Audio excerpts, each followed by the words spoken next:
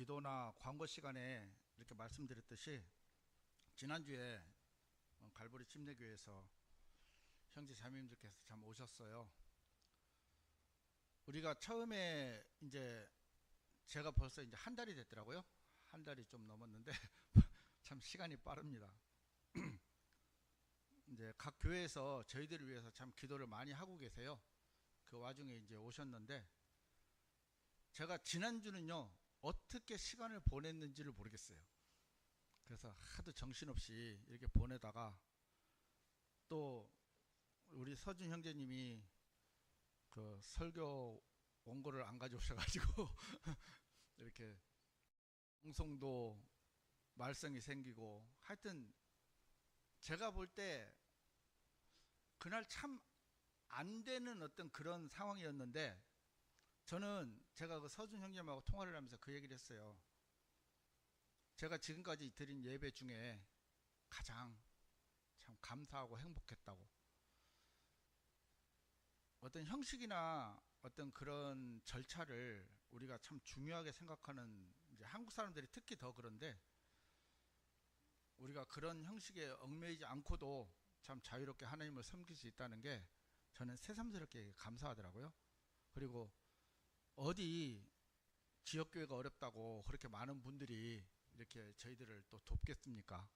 그냥 위에서 기도만 해주셔도 감사한데 전도지도 4,000부나 가져오셨고 또 여러 가지로 이렇게 도와주시고 참 끝까지 저희들을 위해서 기도해 주시겠다는 마음 이제 해주시다는 말씀도 듣고 참 제가 감사하더라고요. 그래서 우리는 혼자지만 혼자가 아닙니다. 그래서 물론 하나님과 예수님과 성령님께서 당연히 함께 하시지만 우리가 함께하는 이 표준역을 쓰는 교회는 우리도 마찬가지겠지만 우리도 시간 날 때마다 교회를 위해서 또 기도를 드리고 여러 목회자님들 위해서 기도를 드리지만 그분들 또한 저희들을 위해서 참 기도의 끈을 놓지 않고 있다는 그 사실 한 가지만으로도 저희들은 정말 감사하더라고요. 그래서 참 두고두고 제 평생 잊어버리지 않을 그런 어떤 예배가 된 것 같아서 너무 이렇게 감사했습니다.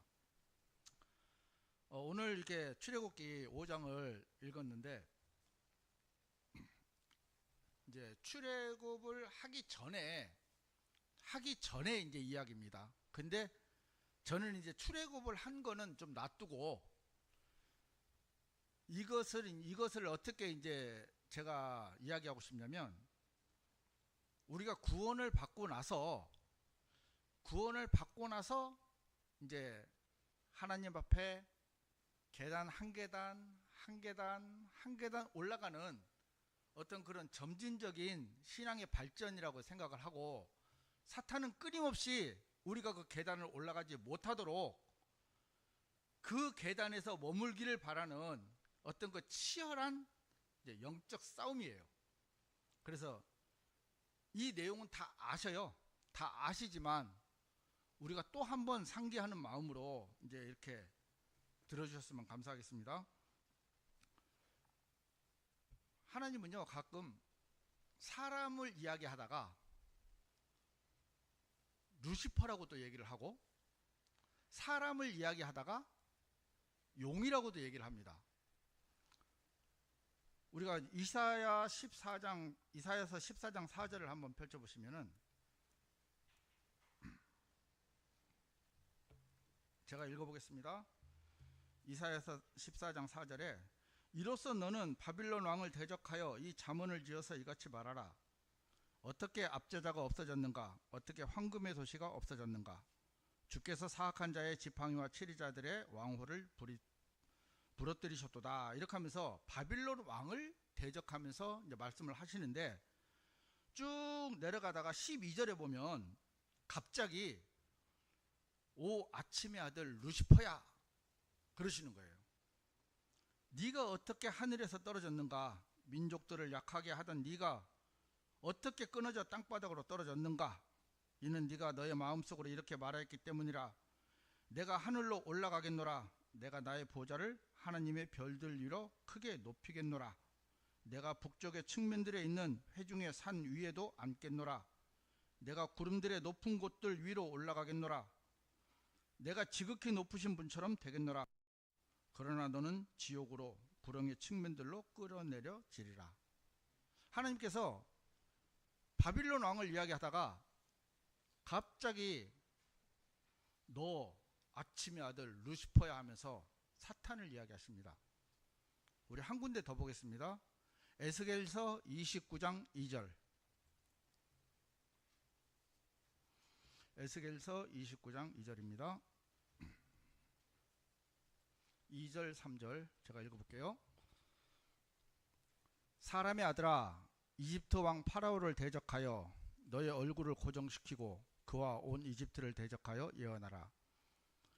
이같이 일러 말하라. 주 하나님이 이같이 말하노라. 보라, 내가 너를 대적하노니 곧 이집트 왕 파라오요, 그의 강들 한복판에 누워있는 거대한 용이요, 나의 강은 나 자신의 것이며 내가 스스로를 위하여 그것을 만들었도다 라고 말하였더니라. 이집트 왕 파라오를 이야기하면서 거대한 용이라고 이제 이야기를 합니다.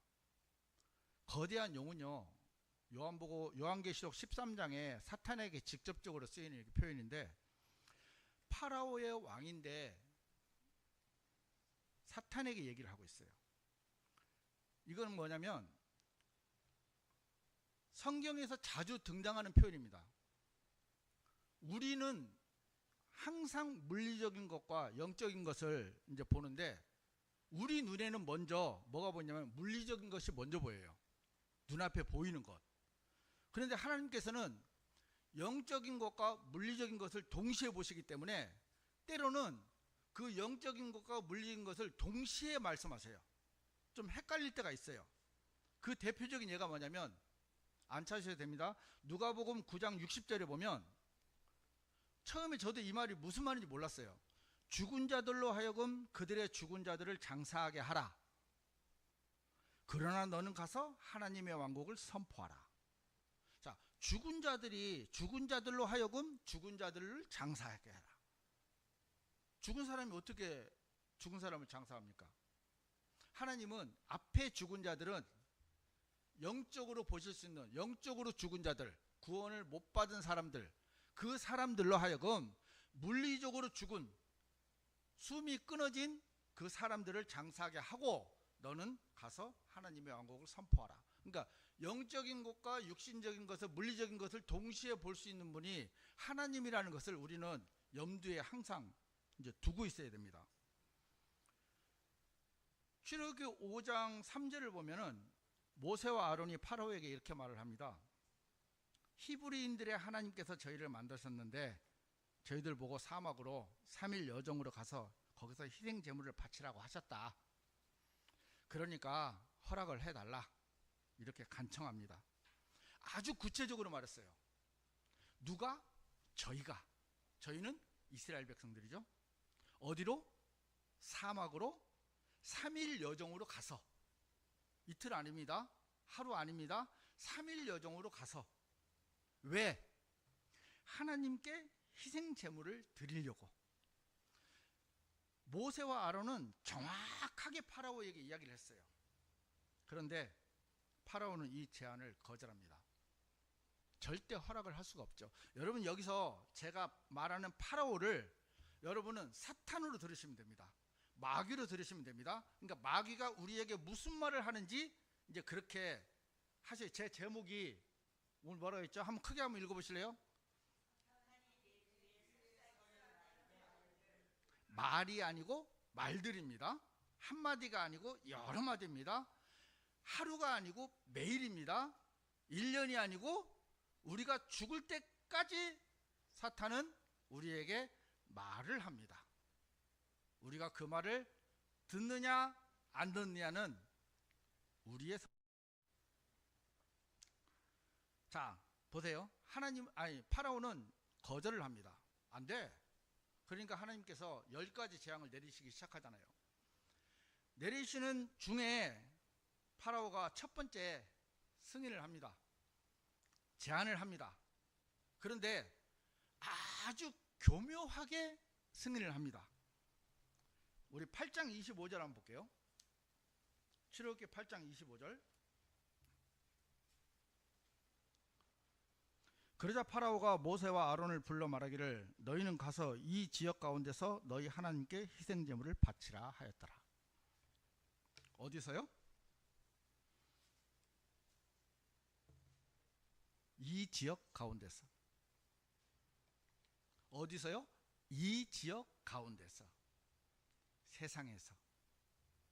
야, 그래 알았어. 섬겨. 희생 제물 드려. 근데 니들 이 많은 인구를 데리고 뭐하러 가려고 그러냐? 그냥 여기서 해. 그러는 거예요. 구태여 니들이 꼭 교회 갈 필요 있어? 꼭 니들끼리 모여서 예배를 드릴 필요 있어? 그냥 여기서 해. 위치에 대해서, 그러니까 우리가 어디에 있어야 되는지를 파라오는 제안을 합니다. 가지 말고 여기서 해. 여기서 하는 건 내가 용납해 줄게. 나는 하나님을 섬길 거야. 그래도 나는 하나님을 섬기고 싶어. 근데요, 섬겨. 누가 하지 말해? 아, 하나님 믿어. 누가 그렇게 하지 말해? 내가 언제 하지 말라고 했어? 그냥 여기서 해. 여기서. 구태여 꼭 그리스도인들끼리 모여야 되니? 집에서 그냥 예배 드려. 니들끼리 해. 그런데 하나님 뭐라고 말씀하시냐면요, 이집트를 벗어나라는 거예요. 이집트를 벗어나는 게 하나님의 뜻이에요. 때로는 우리가 많은 사람들이 구원을 받아요. 정말 많은 사람들이, 구원은 정말 많은 사람들이 받습니다. 그런데 우리가 그 법칙 아세요? 10명이 구원을 받으면 1명이 교회에 연결되고, 그 한 명이 한 명이 모여서 10명이 되면 그 중에 1명만이 꾸준하게 남아있다는 거. 그러니까 여러분들이 여기 남아있다는 거는 엄청난 확률 속에 살아남은 영광스러운 그리스도인들입니다. 정말입니다. 사탄은요, 저희들에게 타협을 합니다. 그러니까 못하게 안 해요. 우리가 세상 속에 있다는 것 자체가요, 하나님과 원수가 되는 겁니다. 왜? 세상은 하나님과 원수거든요. 여러분 지금 일반 보편적인 교회를 한번 보세요. 유튜브를 한번 보시면요, 난리가 아닙니다. MZ세대라고, 요즘 젊은 세대를 MZ세대라고 해요.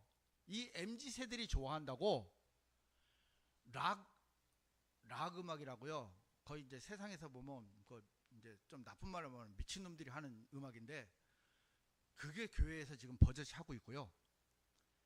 기본 밴드를 구성해서요, 찬양 예배라고 하시고 하고 있고, 그리고 어떤 교회는요, 제가 좀 충격을 받은데요, 교회 안에 게임기를 설치해놨어요.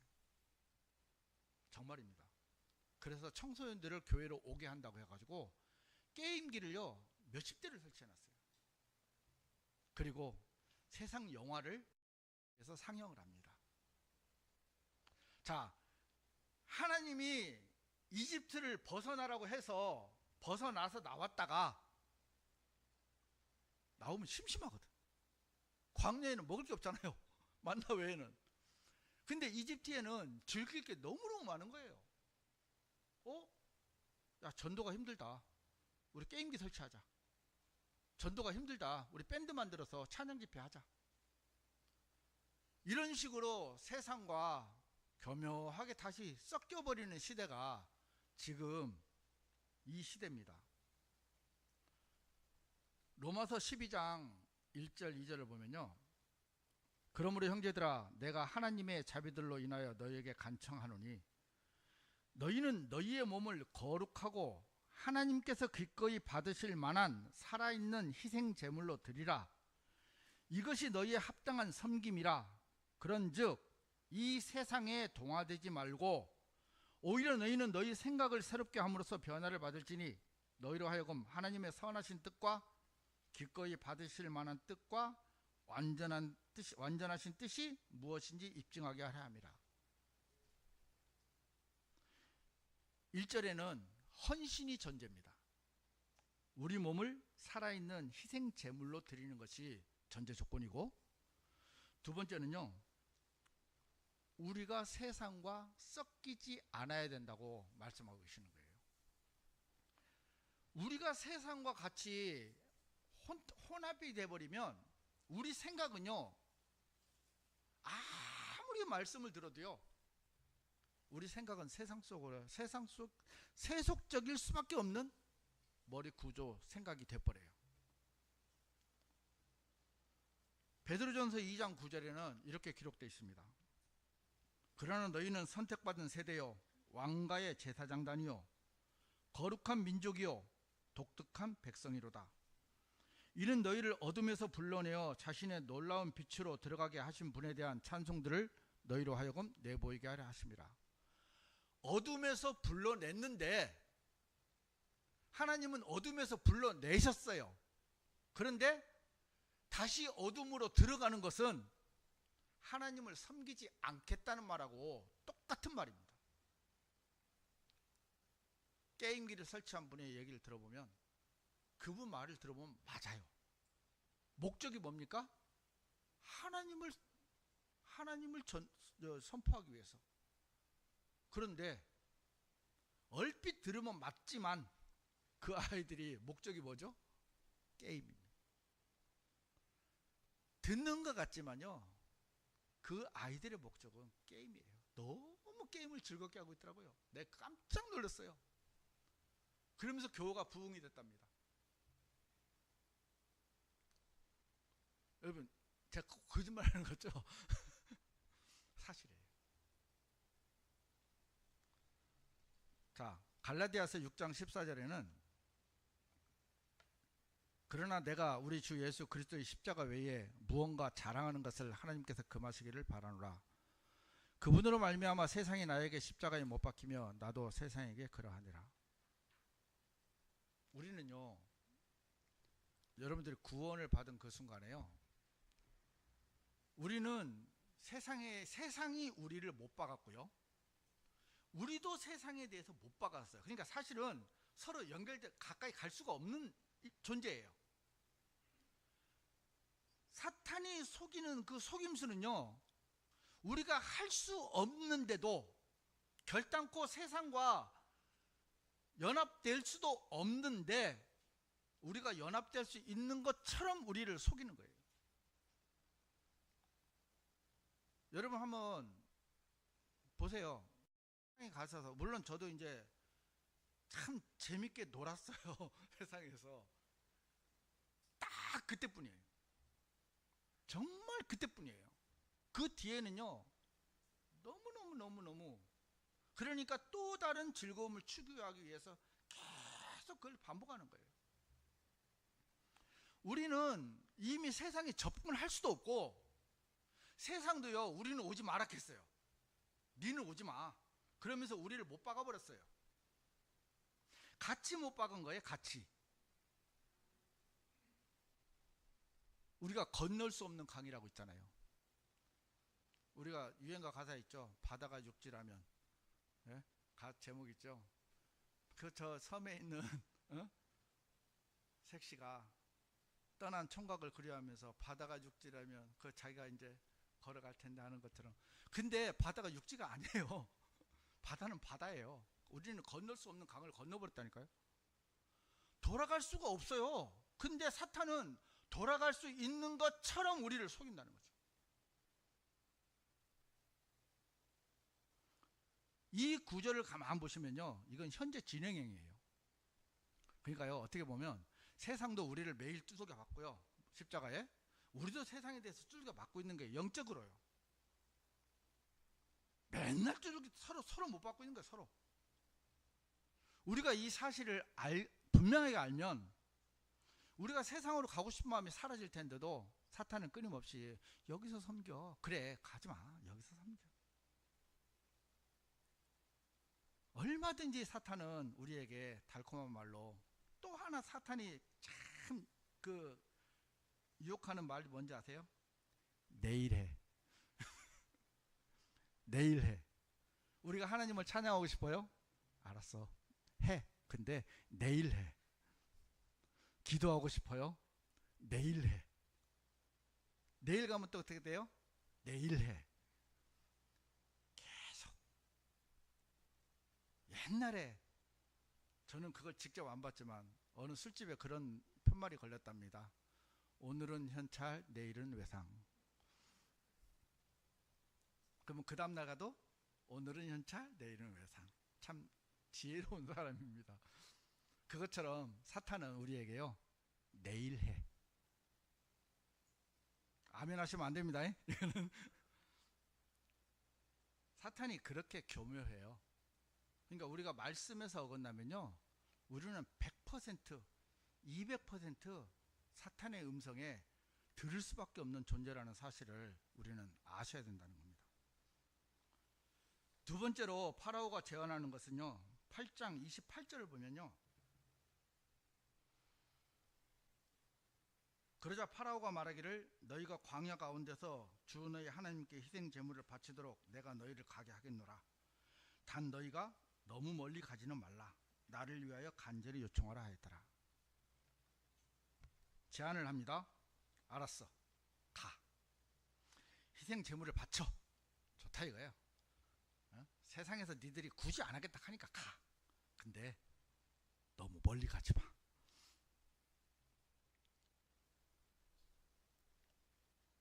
너무 많이 하지는 마. 저희가 여기서 딱 하나 생각나는 단어 없습니까 혹시? 아시겠어요? 뭘까요? 너무 많이 하지 말고 너무 멀리 가지 마. 어떻게 해요? 적당히. 정말 우리 좋아하는 말이죠. 좋아하는 단어죠. 적당히. 앞에도 가지 말고 뒤에도 처지지 말고 어떻게? 적당히. 사탄이 우리에게 가장 교묘하게 심어주는 말 중에 하나가요, 적당히.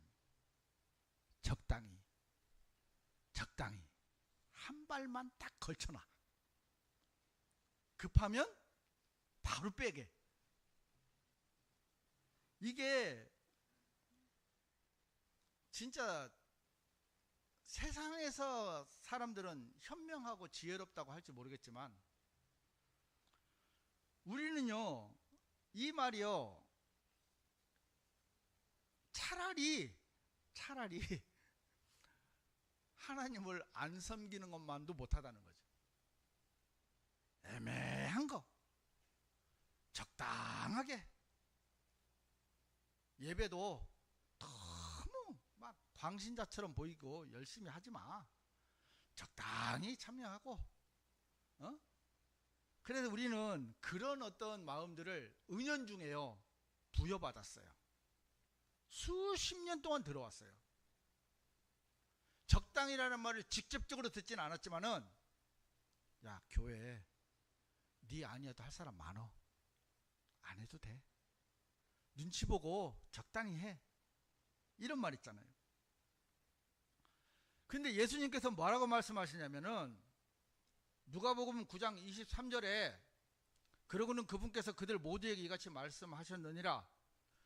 누구든 나를 따라오려거든 자신을 부인하고 매일 자기 십자가를 지고 나를 따르라. 어떻게 해요?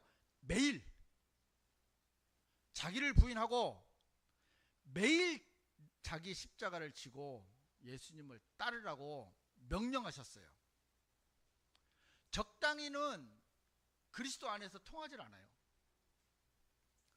세상은요, 엄청 화려하고 아름답고 보기에도 좋고 누릴 것도 많고 좀 돈만 조금 있으면 즐길 수 있는 게 너무너무 많은 거예요. 그런데요, 교회에 오면요 아무것도 없어요. 찬송하고 기도하고 말씀 듣고 뭐 교제하고 뭐 힐끗해야 좀 점심시간에 우리 밥 먹으면서 좀 대화하고 이게 다예요. 그러니까 세상을 즐기려고 하는 사람들이 와서 보면 세상 답답한 것이 교회예요. 절간에는 잠을 잘 수나 있긴 하지.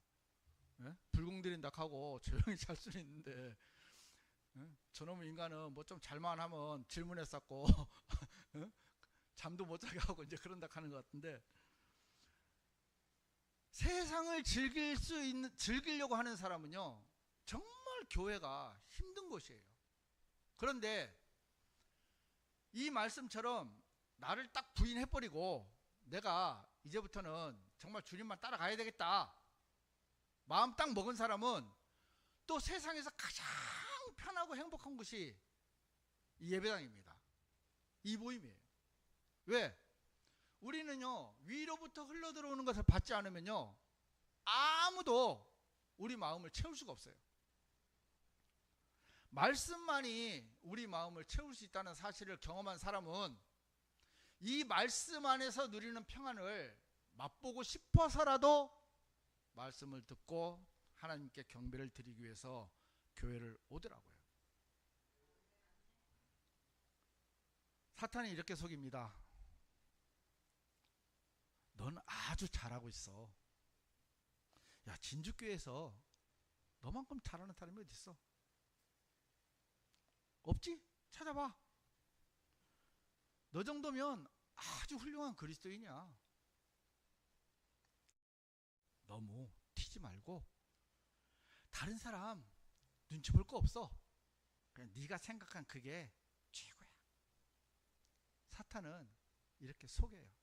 속삭여요. 그럼 우리는 그렇거든요. 실제로 그러네? 나만 한 사람이 없네? 이게 어느 누구 하나 특정의 인물이 아니고 우리 다 그렇게 생각하고 있다는 거예요. 늘 그렇다는 게 아니고 수시로 사탄은 우리의 마음을 하나님과 멀게 하기 위해서 그렇게 말을 하고 있어요. 적당히 예수님을 따라가는 대표적인 인물이 베드로입니다. 베드로가 마태복음 26장 58절에 보면 멀찍이 떨어져서 예수님을 따라갑니다. 이제 이 상황이 뭐냐면 예수님을 십자가에 못 박히려고 재판을 하는 과정에 베드로가 이제 예수님을 따라가는데 멀찍이 따라가요. 사탄이 우리에게 속입니다. 적당히 하고 멀찍이 떨어져서 남들이 하는 만큼만, 너무 나서지 말고 뒤로 처지지도 말고 적당히 해. 그의 결과가 이 베드로를 통해서 우리에게 보여주시더라고요. 베드로가 어떻게 했죠? 예수님을 3번 부인했어요. 멀찍이 떨어져서 간 결과는 예수님을 3번이나 부인하더라고요. 마지막에는 저주를 하더라고요. 예수님의 제자인데 예수님을 저주하더라고요. 우리가 그리스도인이지만요, 우리의 생각이 하나님 앞에서 멀어지고 말씀에서 멀어지면요, 우리는 예수님을 저주할 수밖에 없는 그런 사람이라는 것을 베드로를 통해서 보여주고 계십니다. 세 번째, 파라오가 이런 제안을 합니다. 출애굽기 10장 7절입니다.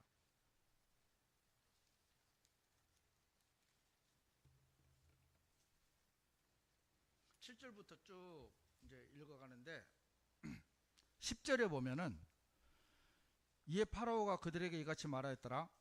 내가 너희와 너희의 어린 것들을 가게 하려는 것 같이 주께서 그렇게 너희와 함께 계시게 하라. 그 일을 조심하라. 이는 너희 앞에 악이 있기 때문이라. 이제는 남자들만 가라 합니다. 그 말은 뭐냐면 너만 섬겨. 다른 식구들한테 말하지 말고, 그 남편한테 말하지 마. 아내한테 말하지 마. 부모님한테 말하지 마. 그리고 특히 요즘은 자식들한테도 말하지 마. 너만 섬겨. 좋죠? 아멘 하시면 안 됩니다. 자, 보세요. 제가 이 이야기를 하다가 옛날에 있었던 일이 한번 생각이 나갖고 말씀 한번 들어볼게요. 오래됐어요. 어떤 분이 구원을 받았습니다. 남편이에요. 부인이 남편이 교회 가는 걸 결사적으로 반대했어요. 그 한 번은 저희가 첩보를 입수했어요. 그 처가 식구들이 교회로 쳐들어온다는 걸. 그래서 저희 형제들 4명이서 문 앞에서 아예 예배 중인데 뒤에서 이제 지키고 있었어요. 갑작스러운 침입을 이제 막으려고. 근데 이분들이 오면서 경찰에 미리 신고를 한 거예요. 폭행을 당하고 있다고. 그런데 이제 갑자기 문이 열리는데 그분이 덩치가 정말 커요. 아내분이. 근데 이제 그 남편분이 맨 앞에 이제 강대상 바로 이제 소행진처럼 있는데 저희 예배당 한 2배 정도 거리 됩니다. 문에서 문을 딱 열더니 이제 그냥 제 이름으로 할게요. 제 아내가 그런 건 아닙니다. 표현을 그대로 하면 이성훈 나와 하더니 그 몸으로요 뛰어가기 시작하는데 그러면서 앞에서 이제 앞에서는 설교를 하고 있고 그러면서 이제 끌고 가는 거예요. 남편은 이제 체격이 좀 왜소했어요. 근데 이제 저희들이 식구가 이제 대여섯 명이 왔으니까 저희들이 막았어요. 막았는데 그래 이제 그러다 몸싸움이 벌어진 거예요. 몸싸움이 딱 벌어지니까 경찰이 딱 왔어요. 그러니까 저희들이 폭행을 하고 있는 것처럼 보인 거예요. 이제 그 타이밍을 기가 막히게, 그러니까 경찰이 출동하고 얼마가 온다는 것까지 다 알고 계산하고 이제 치밀하게 온 거예요. 그래서 이제 저희들이 이제 파출소로 이제 갔죠. 예배보다 말고 저희들이 이제 파출소로 저희 4명 그쪽에 한 5명인가 기억이 안 나는데 갔어요. 그 이제 조사를 쭉 하다 보니까 이제 상황이 바뀌었어요. 오히려 저희들이 이제 피해자가 된 거고 한 형제는 넥타이로 목이 줄려고 죽을 뻔했어요. 제가 그랬거든요. 넥타이 빼라. 그 사람들 혹시나 넥타이 쪼으면 니는 죽는다. 근데 그 말을 또 안 듣더라고. 그러다 진짜 넥타이로 쫄렸거든요. 그래서 이제 오히려 피해자가 됐는데 저희들 보고 어떻게 할 거냐고, 고소를 할 거냐고 그러길래 아이고 무슨 고소냐고 그냥 놔두라고 하는데 무마가 됐어요. 그만큼 가정에서 남편분이나 아내분 혼자 신앙생활을 하는 게 힘들어요. 그리고 사탄이 또 그렇게 유혹을 많이 해요. 너만 섬겨, 너만. 괜히 가정에 불화 일으키지 말고 너만 섬겨. 어떤 분은 이런 분도 있어요. 남편이 부자예요. 아내가 계속 교회를 가니까 제가 직접 들었어요. 그 당시에 이제 체어맨이라고 아주 고급 승용차가 있었거든요. 지금 이제 제네시스급. 남편이 너 체어맨 사줄게 교회 가지 마. 그러니까 어림dom설하고 있네. 이제 그분도 이제 뭐 어차피 부잣집이니까 차 좀 나쁜 거 타도 괜찮다 이거죠. 그러니까 참 힘들어요. 2배, 3배, 4배, 5배 힘들 수도 있어요. 이것을 이겨낼 수 있는 방법은 우리가 기도와 또 교회가 기도하고 당사자도 기도하는 것 외에는 또 없다 싶습니다. 마지막으로 이제 파라오가 제안을 하는 게 뭐냐면 출애굽기 10장 24절. 그러자 파라오가 모세를 불러 말하기를 너희는 가서 주를 섬기라. 단 너희의 양떼들과 너희의 소떼들은 머무르게 하라. 너희의 어린 것들도 너희와 함께 갈지니라 하였더라. 허락을 해줬어요. 조건이 뭡니까? 너희의 양떼들과 너희의 소떼들은 가지고 가지 마. 머무르게 해. 자, 첫 번째 우리 복습 시간입니다. 첫 번째, 세상에서 성별하지 말고 섬겨. 두 번째, 너무 많이 가지는 말고 적당히 섬겨. 세 번째는요, 너만 섬겨. 네 번째는요, 재물은 남겨두고 가서 하나님 섬겨. 이런 분들도 있어요. 성경도 지식적으로 굉장히 많이 알고 있고 열정도 있고 봉사도 하고 전도도 잘해요. 근데 헌금은 안 해요. 제가 지금부터 하는 얘기는 헌금하는 얘기가 아닙니다. 좀 알아서 좀 새겨 들으세요. 하나님을 섬기는데 재물에 인색한 사람이 의외로 많아요. 의외로 많아요.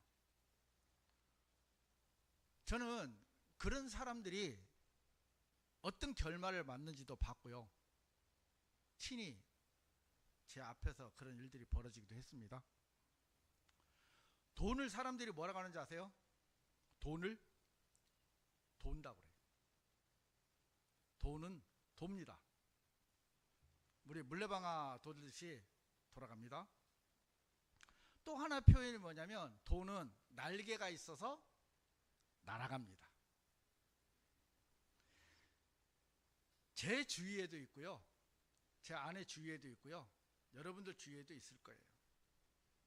자린고비처럼 아끼고 또 아끼고 또 아끼고 막 모아요. 그 돈을 자기가 쓰면 괜찮아요. 근데 거의 99%는 남편이 쓰든지 아내가 쓰든지 자식이 쓰든지 딴 놈이 쓰든지 다 날아가더라고. 나는 목숨처럼 지켰는데 날개가 달려서 날아가 버리더라고요. 어떤 분은요, 옷도 안 사 입고 먹을 것도 제대로 뭐 가게에서 버리는 것들 갖다 주워다 하고 뭐 하고 하는 사람이 있어요. 죽겠다고 모아요. 몽땅 어디 갖다 주는지 아세요? 병원에 갖다 줍니다.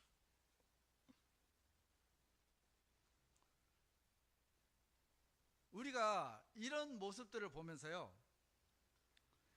여러분들이 자린고비처럼 인색하게 가지고 있든지, 아니면 또 이런 사람도 있어요.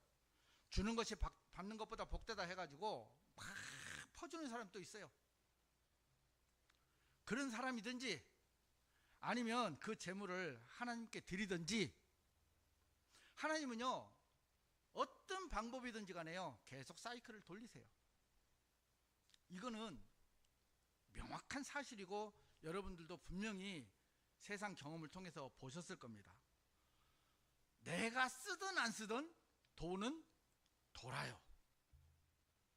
그거를 축복 가운데서 돌게 하느냐, 아니면 저주 가운데서 돌게 하느냐, 그건 우리만의 선택입니다. 하나님은 어떻게든지 돌게 해요. 정신은 돌지 마세요. 돈은 돕니다. 이 땅에는요 영원한 게 없어요. 하나님이 우리에게 맡기신 것은요 잠시 도구로 쓰라고 준 거지, 그걸 내 재물로 축적을 해서 내가 영원하게 살 것처럼 생각하지 말라는 거예요. 희생할 때는 희생도 할 줄 알아야 되고요. 여러분이 재물을 사랑한다, 이 재물이라 하니까 자꾸 어쨌든 돈밖에 연결이 안 됩니다. 돈의 신이 만몬이니까. 재물을 사랑한다는 증거는 하나님을 사랑하지 않는다는 증거예요. 이거는 진리예요. 변할 수가 없어요. 돈도 사랑하고 하나님 사랑한다? 죄송한데 성경에는 그렇게 기록되지 않습니다. 돈을 사랑함이 모든 악의 뿌리라 했어요. 저는 최근에 이런 마음이 좀 들었습니다. 이게 지금 옳은 마음인지 옳지 않은 마음인지는 여러분들이 판단하시고 나중에 기도해 보세요. 저희 교회가 이제 목회자님이 안 계시고 형제자매들이 얼마가 주위에서 들려오는 소리가 그 교회 참 어렵겠다, 이런 소리를 참 많이 들어요. 실질적으로 저도 많이 듣고 있고요. 그리고 기도를 해주세요. 그건 너무 감사해요. 근데 제가 지난번에도 말씀드렸지만 우리 이 교회 안에는 예수 그리스도께서 함께 하고 계시고, 그래서 우리는 얼마든지 이것을 극복해낼 수 있다고 말씀드린 적이 있어요. 우리보다 더 어려운 교회가요, 실질적으로 엄청나게 많아요. 몰라요. 국내 교회는 어떤지 모르겠는데 해외 교회는요, 정말 우리보다요 더 열악하고, 정말 우리 교회 좋잖아요. 독립침례교회 중에서도요, 표준 킹제임스 쓰는 성경 교회 중에서 우리 교회가요, 저는 손가락으로 꼽힌다고 생각해요. 괜찮아요. 너무 좋아요. 이렇게 좋은 여건에서 예배를 드리고 있어요, 우리는. 근데 모일 장소조차 없어서 그 사람들이 하나님 앞에 기도하면서 모이는 분들도 참 많은 것을 제가 들었거든요. 우리는 이제 좀 벗어나야 되겠더라고요. 우리 어렵지 않아요. 안 어려워요. 어렵다고 생각하는 그 생각 속에서 이제는 좀 벗어나야 되겠더라고요. 우리만큼 좋은 여건에서 신앙생활을 하는 사람들이 어디 있어요? 조금 멀리서 이렇게 오셨나 뿐이고, 좀 하실 일들이 좀 이렇게 사람 수가 조금 적다 보니까, 조금 적습니다. 이제 각자 해야 될 일들이 좀 많아서 그렇지, 그 정도 일은 또 다 하잖아요. 저는 물이 위에서 아래로 계속 흘러가야 물은 생명력을 잃지 않아요. 여러 더러운 물질들이 그 속에 들어가도요, 물이 흘러가는 한 정화가 돼요. 우리가 이제는 고여 있는 것에서 벗어나서 그 고여 있는 뚝을 터트려야 되겠더라고요. 더 이상 우리는 고여 있으면 안 되겠더라고요. 흘러야 되겠더라고요. 제가 밑밥을 많이 깔았습니다. 왜 그러냐면은, 제가 얼마 전에, 이제 좀 오래됐어요, 그 필리핀 선교 그 보고를 그 영상으로 이렇게 봤는데, 어느 지역인지는 잘 모르겠어요. 그리고 제가 이게 정확하게 설명하는지도 모르지만 맥락은 비슷합니다. 어느 한 지역의 선교 그 팀들이 갔는데, 그 교회에 이제 집이 무너졌는지 증축을 해야 되는지 이제 그것은 정확하게 모르겠는데, 공사를 못하고 그냥 모여 있더래요. 모임을 가지고 있더래요. 그래서 목사님이 그랬대요. 공사하려면 얼마나 드냐. 그러니까 한국 돈으로 한 150만 원? 이제 그 돈이 없어서 공사를 못하고 있고, 그것도 그 돈을 가지면 그 사역자님이 직접 다 공사를 이렇게 하신다고 하더라고요. 우리가 볼 때 150만 원은 많다면 많을 수 있고 적다면 적을 수 있잖아요. 근데 사실 우리 교회, 만약에 우리 교회에서 그런 일이 있다면 우리가 못했겠습니까? 할 수 있었잖아요. 근데 정말 필리핀 지역은 어려워요. 그리고 가끔 가다가 태풍 한번 몰아치면 수만 명, 수천 명이 죽고 집도 다 박살이 나고 뭉개져 버리기 때문에 또 다시 집을 지어야 되는 악순환이 계속 벌어져요. 그 와중에도 계속 복음을 위해서 섬기는 교회들이 있다고 하니까, 제가 그때 그 당시에 그 얘기를 들었는데, 저도 이제 그때 그 상황에서는 어떤 방법이 없었어요. 근데 근간에 와서 제 마음에 그 영상이 또 생각이 나고, 이제 그 지역이 생각이 나는데, 제가 무슨 얘기를 하고 싶냐면 결론을 이야기하겠습니다. 이거는 형제님들이 정말 기도 한번 해보시고요, 저한테 말씀을 한번 해주세요. 저희가 금액은 상관이 없어요. 단돈 100원도 괜찮고 1000원도 괜찮아요. 제가 여러분들 개개인 보고 하라는 얘기 아닙니다. 교회에 들어온 헌금 중에 정말 극히 일부분만이라도 우리가 필리핀 선교를 위해서 단돈 10,000원이라도 교회 이름으로 드릴 수 있으면 어떻겠나. 이게 제 마음의 근간에 계속 들어왔어요. 그래서 이거는 솔직하게 나중에 다 말씀을 해주셔야 돼요. 왜냐하면 교회 일은 저는 누구의 반대도 있으면 안 된다고 생각을 하고, 또 그렇게 해야 우리 교회 이름으로 또 그렇게 물질을 보내. 저는 진짜 콩 한 알이라도 필리핀 선교에 보탬이 되고 싶은 그런 마음들이 이제 있는데, 미국 분들은요, 선교사를 지원할 때 우리가 그저 뭐 대신 할 때 위임장 있잖아요. 위임이라는 단어를 쓴답니다. 선교사를 지원할 때. 그러니까 내가 해야 되는데 못해서 미안해, 네가 대신 해줘서 고마워, 이런 마음으로 선교사를 지원을 한대요. 그래서 저희들은, 제가 그런 생각이 들어진 것이 뭐냐면은, 우리는 교회가 어렵다, 힘들다, 이런 생각 속에 빠지다 보면요, 아무것도 못해요. 우리가 육신도 그렇잖아요. 나는 연약해, 나는 아무것도 못해. 옛날에 제가 들었던 말 중에 무슨 말이냐, 저는 가장 충격적이냐면, 너는 내 말대로 해, 말씀이 아니고요, 내 말만 들어. 우리는 그런 말들을 수없이 듣고 왔어요. 이제는 우리가 사탄이 우리 귀에 속삭이는 이 말들 말고, 하나님께서 분명하게 3일 여정으로 가서 너희들 모두 가라. 모세와 아론이요, 파라오의 4가지 제안 중에 단 한 가지라도 받아들였다면 이스라엘 역사는 달라졌을 겁니다. 우리가 사탄의 속삭임에 그 말들에 귀를 계속 기울이고 있다면, 우리는 이집트에서 적당히 너만 재물은 놔두고 하나님 섬겨. 사탄은 하나님을 섬기지 못하게 하지 않아요. 단 요렇게 해.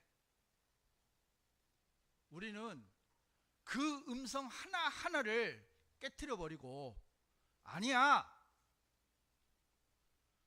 우리 모두, 양떼 소떼들 모두 한 발굽도 남기지 않고 우리는 다 갈 거야. 너는 나를 속이지 마 하고 분명하게 거절할 수 있어야 되는 거죠. 저는요, 여러분들도요, 양자택일을 할 때가 분명히 올 거라고 생각합니다. 하나님 테스트 하실 거예요. 저도 한 번은 테스트를 받았습니다. 하나님 섬길래 네 마음대로 살래. 예, 하나님, 제가 하나님 섬기겠습니다 하고 저도 한 번은 돌아섰습니다. 이제 계단 한 개 올라간 거예요, 그게. 여러분들 중에도 반드시 양자택일을, 하나님은요, 흑백 논리예요. 말씀이냐 사탄의 음성이냐, 둘 중에 하나지 적당히는 없어요. 그래서 성경을 이야기하다 보면 저희들 보고 너는 왜 이렇게 고지식하니, 이 소리를 참 많이 들어요. 근데 우리는 고지식할 수밖에 없는 게요, 성경에서 이렇다 하면 이런 거예요. 거기에 부가적인 말이 필요가 없다는 겁니다.